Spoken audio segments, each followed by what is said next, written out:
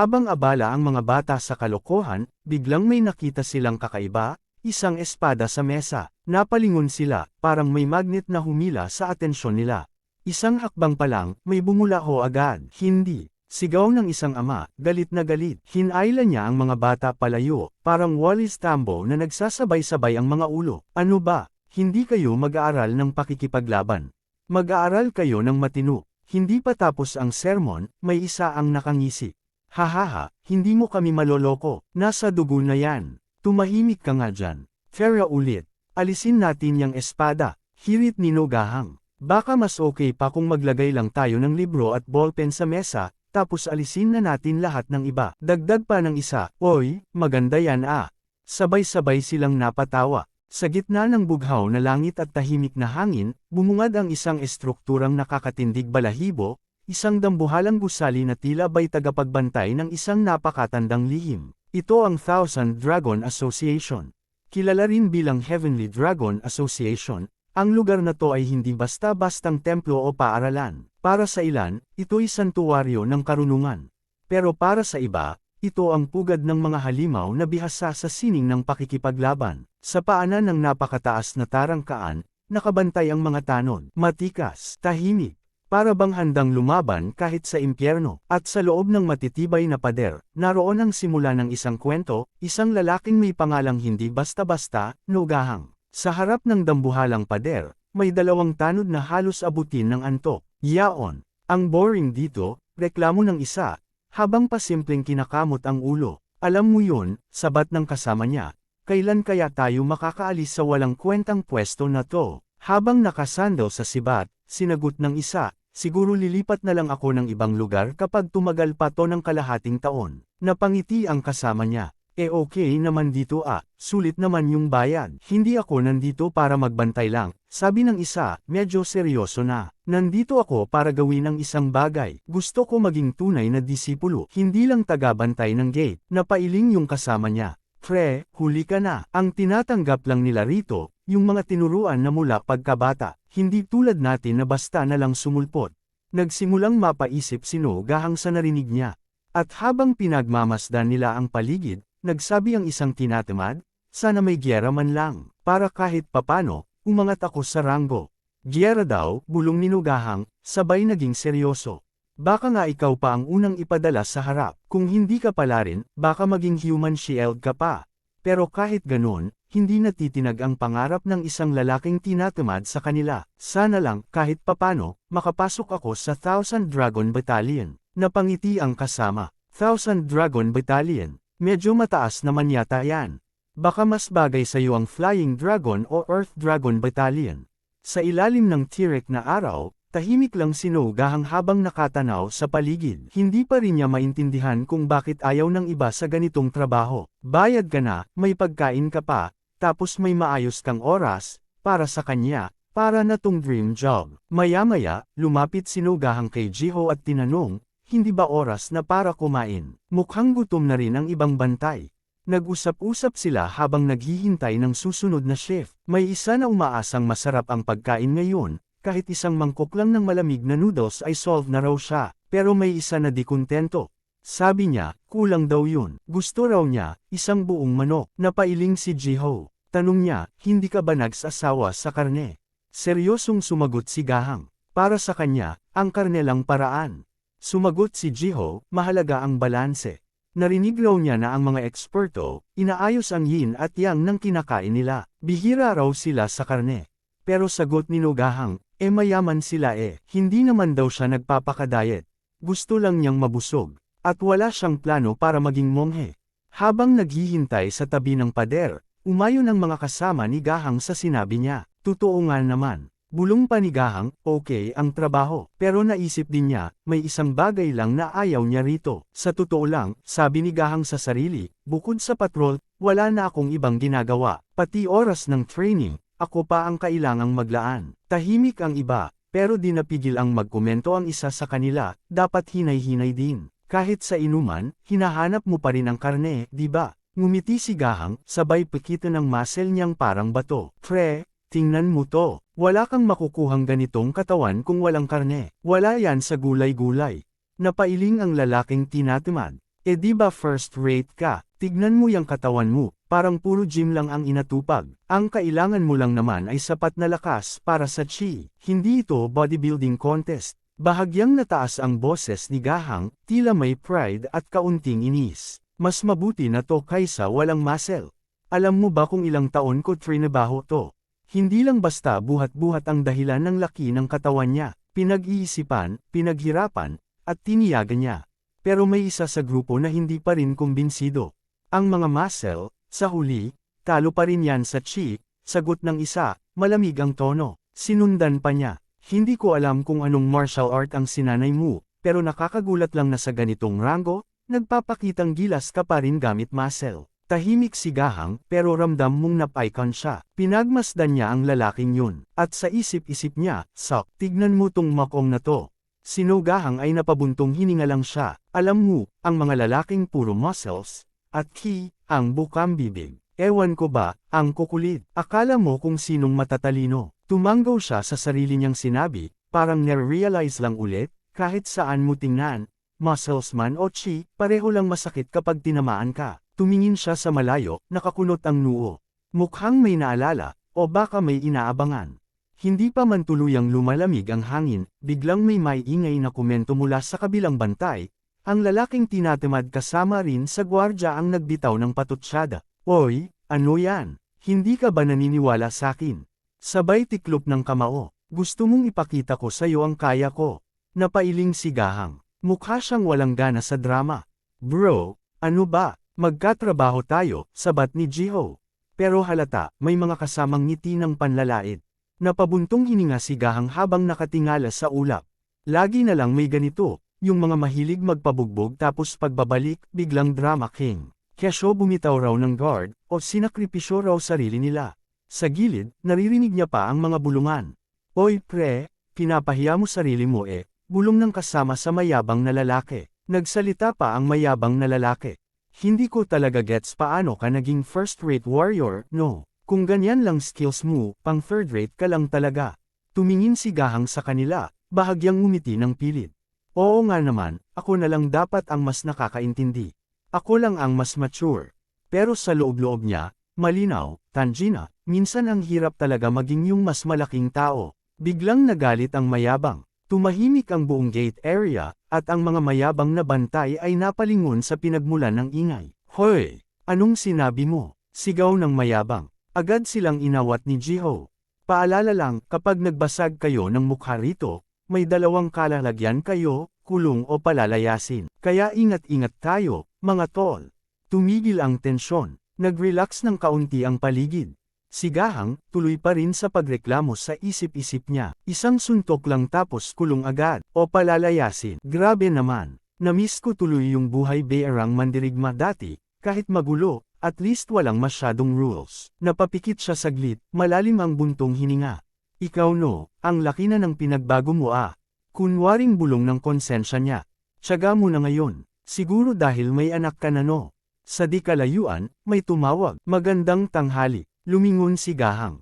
Isang matandang lalaki ang papalapit, may hawak na walis sa balikat. Medyo mukhang harmless, pero hindi rin niya basta mapagkakatiwalaan.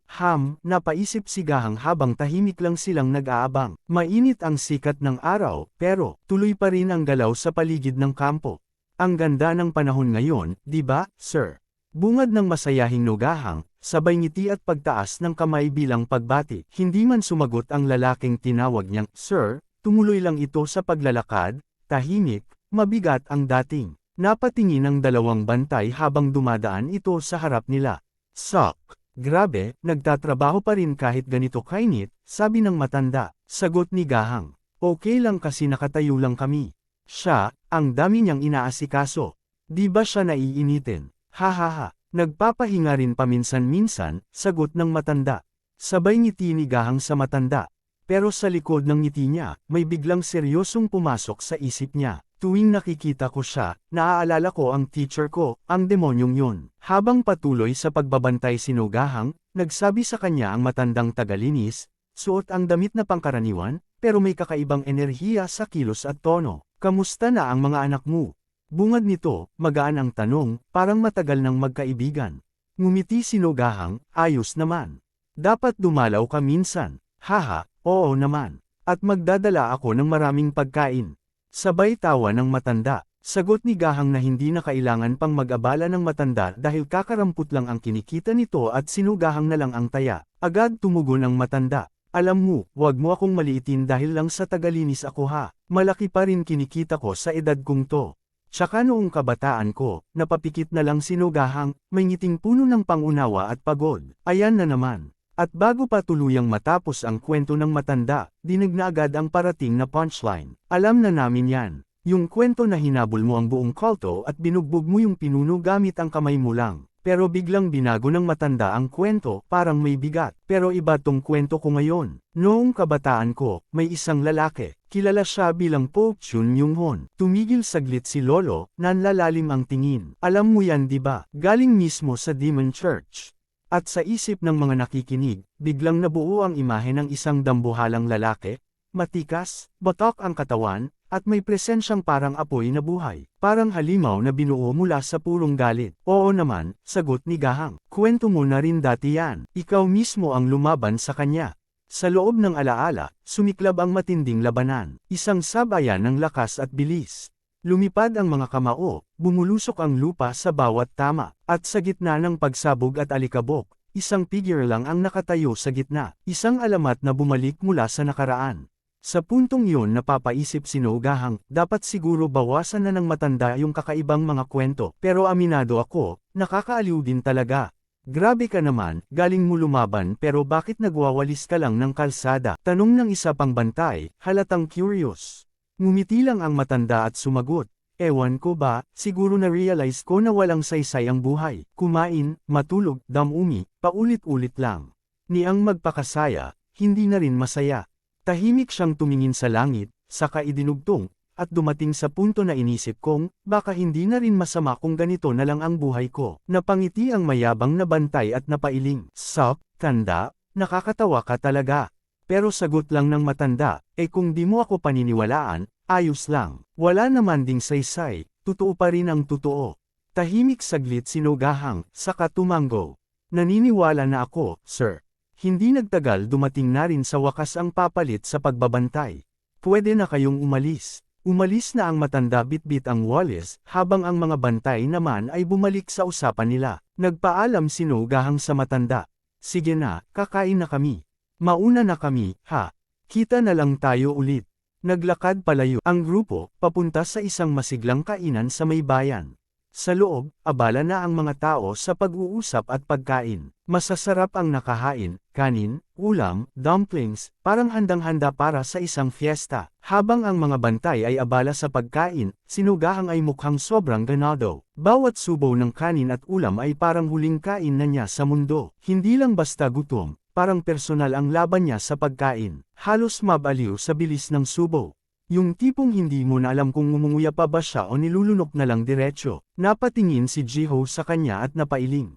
Grabe ka, pre. Mabubusog na ako kahit di pa ako kumakain. Kakapanood lang sa'yo. Pero hindi natinag ang mata ko. Kahit puno na ang bibig, sumagot pa rin.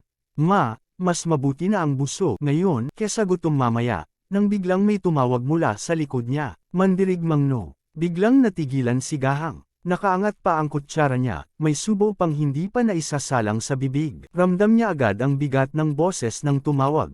May paparating na problema. Habang abala sa pagkain si Gahang, lumapit ang isa sa mga tauhan. Boss, kumain ka na ba? Tanong ni Gahang. Namangha ang gorilla, kaya mo talagang ubusin lahat yan. Hindi pa man tapos si Gahang sa unang round ng pagkain, halatang balak pa niyang kumuha ng pangalawa. Gusto ko pa sanang kumuha ng second round, sagot niya habang nilulunok ang kanin. Pero hindi lang pala gutom ang dahilan ng paglapit ng lalaki.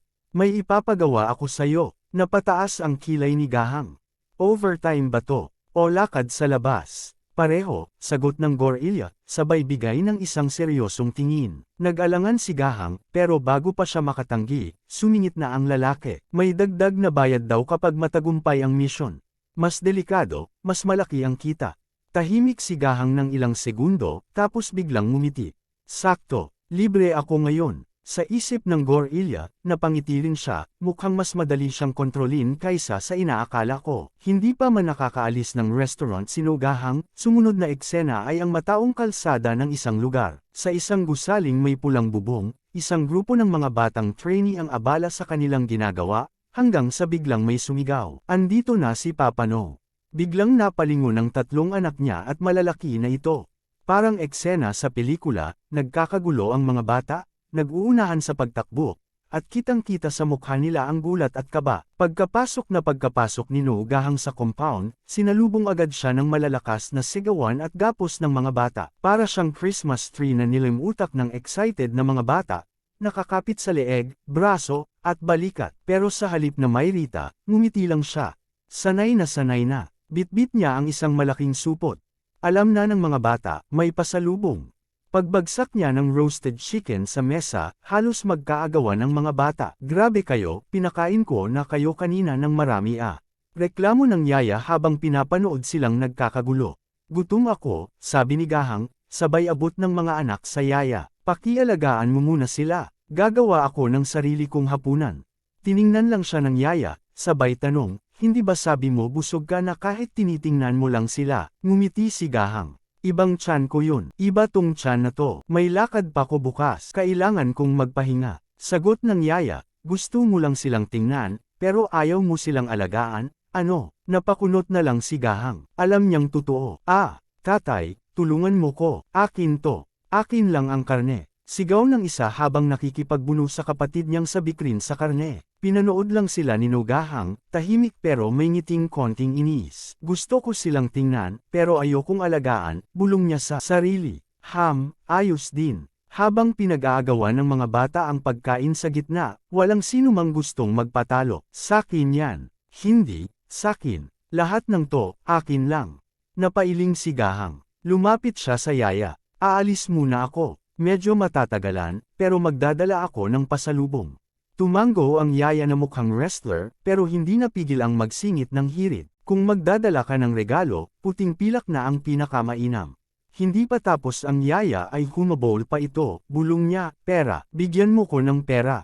Napakamot si Gahang pero ngumiti na lang. Oo naman, bibigyan ko kayo ng bonus para sa mga araw na wala ako. Sabay sabat ng yaya, tinuturo ang mga bata, gusto mo pa ng dagdag. Bigla na lang nagbago ng tinig ng yaya dahil sa pera. At dito na nagtatapos ang kabanata, gaya ng paalala sa dulo, kung nagustuhan mo ang video, huwag kalimutang mag-like at pindutin ang bell para sa susunod na kabanata.